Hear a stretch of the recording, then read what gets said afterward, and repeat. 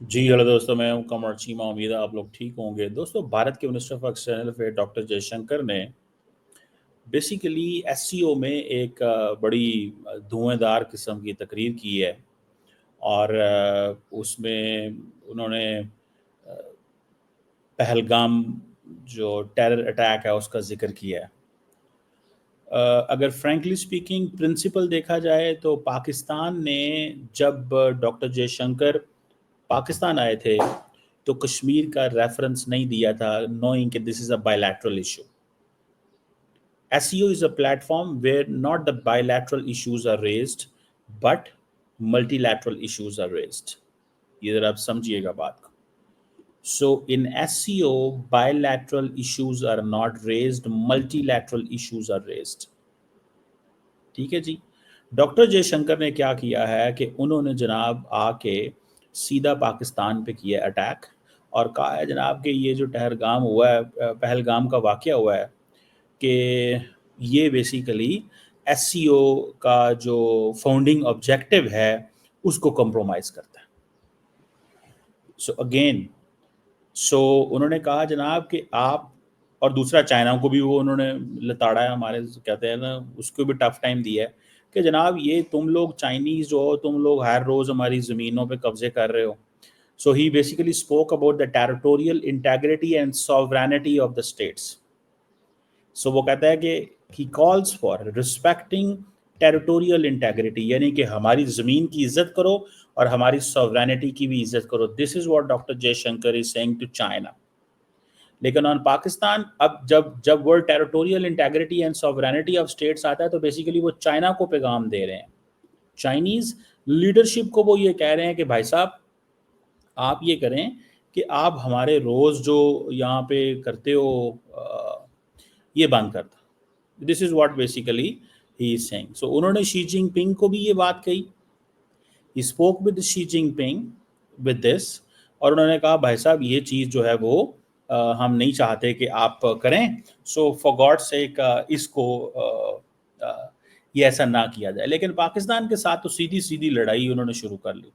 अब ये जो पॉइंट है कि जी आप पहलगाम वाक़े का जिक्र करना, क्योंकि उनको पता है कि पाकिस्तान भी जिक्र करेगा, जारी बात है। मैंने आपको पहले ही कहा था कि ये जो जॉइंट कम्युनिके आना है, उस कम्युनिके के अंदर भी लड़ाई होनी है, और जो भारत और पाकिस्तान के दरमियान एक डिस्कशन होनी है उसमें भी होना है। सो अब बाकी वो इकोनॉमिक स्टेबिलिटी होनी चाहिए, और there is an international disorder है, and we have seen disorder in international relations since quite few years. Or there is a conflict hai, competition hai, coercion hai. Basically when he says that okay, we understand there are conflicts, we understand there are competitions which China and India have to some extent in few areas. There is a competition between the United States and China, but when he talks about coercion, he basically refers to the theme that the countries like India are being coerced not to use Russian oil. So he basically referring to that theme. वो इस चीज़ का जिक्र कर रहे हैं कि भाई ये ना किया जाए। So जो इकोनॉमिक स्टेबिलिटी है वो भी वो कहते हैं कि दैट इज़ देयर। सो वो कह रहे हैं कि द ग्लोबल ऑर्डर जो है उसमें प्रॉब्लम्स हैं, इसको ठीक होना चाहिए। वो need to look at the collective interest, समझ रहे हैं। So he is basically talking. और जो 3 ईवल्स उन्होंने डिस्कस की है एससीओ के, terrorism, extremism and militancy, he is absolutely right. But Pakistan क्या कहता है? पाकिस्तान कहता है हम तो टेररिज्म से मुतासरीन में, we are the factories of terrorism, हम तो इससे मुतासर होते हैं, आपको किसने कहा है? और अब जिसे वो कहते हैं ना, अब फॉर एग्जांपल उन्होंने, जयशंकर साहब ने ये कहा है कि जी एक ग्राफिक एग्जांपल है, टेररिस्ट अटैक हुआ 25 अप्रैल 2000 में, उधर में, ठीक, पहलगाम में हुआ। और ये इसका मतलब क्या था? Tourism economy of Jammu and Kashmir undermine की जाए। तो पाकिस्तान के, मैं सुन रहा था लीडर्स को, वो क्या कहते हैं? पाकिस्तान के लीडर कहते हैं तुम जम्मू एंड कश्मीर की टूरिज्म इकोनॉमी की तो आपको फिक्र है, लेकिन जो चाइना ने 50-60 अरब डॉलर लगाया बलूचिस्तान के अंदर और पाकिस्तान के अंदर, चाइना पाकिस्तान इकोनॉमिक कॉरिडोर में, उसमें नहीं आपने देखा कि इकोनॉमी जो है वो कंप्रोमाइज हुई है? सारी की सारी फॉरेन डायरेक्ट इन्वेस्टमेंट कंप्रोमाइज हो गई है। So when India talks about the tourism economy of Kashmir, where there are no almost international tourists in Kashmir, or even if there are 1 to 5%, 10%, वो सवाल नहीं है. The 90% tourism in Kashmir is domestic, for example. That's fine. But the question remains, एक question है. Question ये है कि भाई साहब आप ये क्यों कर रहे हो? Why are you doing this? Why are you? Pakistan यही तो रोते चीखता है, बुलाता है इंडिया को, कहता है कि आपको टूरिज्म इकोनॉमी की, जम्मू एंड कश्मीर की फिक्र है, लेकिन पूरी की पूरी बलोचिस्तान के अंदर फॉरेन डायरेक्ट इन्वेस्टमेंट $50 अरब की जो है वो उसकी तबाही फिर गई है. सो मेरा ख्याल है कि that's way there is a Bharat और पाकिस्तान के दरमियान एक बड़े पैमाने पे डायलॉग होना चाहिए. इंडिया कहता है डायलॉग हमने करना ही नहीं है, आप तो हैं ही financer, sponsor, organiser, perpetrators, this and that. यही पाकिस्तान चीज इंडिया को कहता है. सो भारत और पाकिस्तान के दरमियान बड़ी सख्त किस्म की बहस होने की ज़रूरत है, डिस्कशन होने की ज़रूरत है. और बाकी अगर ये इस तरह नहीं किया जाता, अगर भारत ये समझता है कि ठीक है मैं मनमानी कर सकता हूँ, मुझे परवाह कोई नहीं है, तुम कौन हो, मैं आपको समझते कुछ नहीं हूँ, तो जाहिर बात है Pakistan will have it's limitations ना.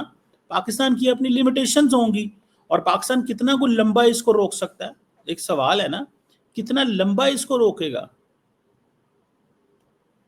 कितना लंबा इसको रोक सकेगा पाकिस्तान? ज्यादा लंबा नहीं रोक सकता भाई साहब.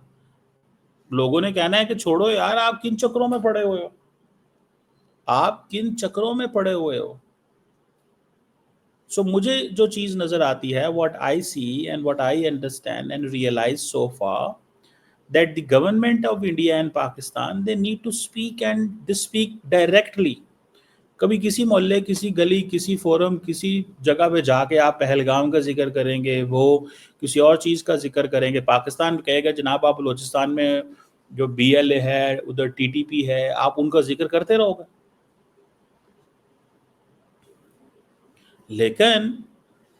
लेकिन द पॉइंट हेयर रिमेन्स, जिस चीज़ को समझने की ज़रूरत है, फॉर हाउ लॉन्ग ये चलेगा.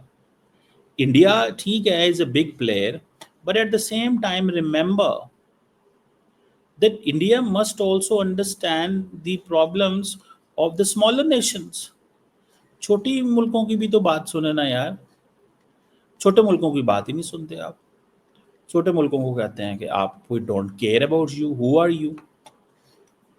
अब हम वो जिसे कहते हैं ना, वो और फिर छोटे मुल्कों को कहते हैं कि तुम छोटे हो, तुम्हारा काम ये नहीं है कि तुम बोलो.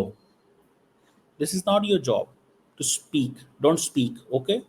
आप छोटे मुल्क, आपको कोई राइट नहीं है, हम बड़े हैं. और जब बड़ा मुल्क आता है तो इंडिया कहता है कि टेरिटोरियल इंटेग्रिटी एंड सॉवरेनिटी को वो देखना चाहिए, टेरिटोरियल इंटेग्रिटी एंड सॉवरेनिटी को देखना चाहिए. जब छोटा मुल्क आता है तो कहता है हेलो एडजस्ट करो हमारे साथ. सो इंडिया की भी एक क्लासिक एग्जाम्पल है कि वो, और इंडिया ने प्रिंसिपल तोड़ा है पहलगाम का जिक्र करके. और पाकिस्तान के वज़ीर आज़म शहबाज शरीफ पे बहुत ज़्यादा क्रिटिसिज्म हुआ था. अगर मैं आपको थोड़ा सा बताता चलूँ किस चीज़ का क्रिटिसिज्म हुआ था, कि शहबाज शरीफ साहब ने, मैंने इसीलिए तो कह दिया आपको कि the Pakistan wasted 11 years and Pakistan is going to waste an another 14 years.